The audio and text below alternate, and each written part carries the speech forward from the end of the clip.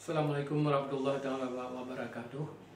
Saya Mulakir Manaf selaku Ketua PA dan KPA menyatakan sebagai berikut.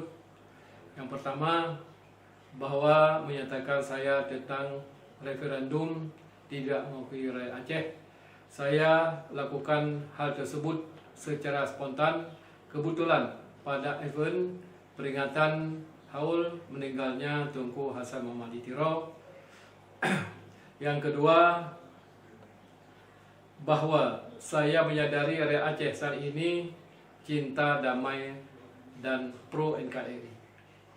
Yang ketiga, saya berharap Aceh ke depan harus lebih maju membangun Provinsi Aceh dalam bingkai NKRI.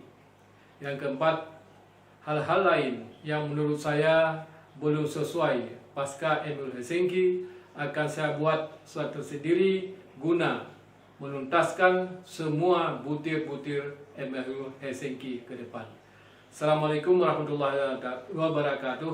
Selamat Hari Lebaran 1440 Hijrah. Mohon maaf lahir dan batin. Terima kasih.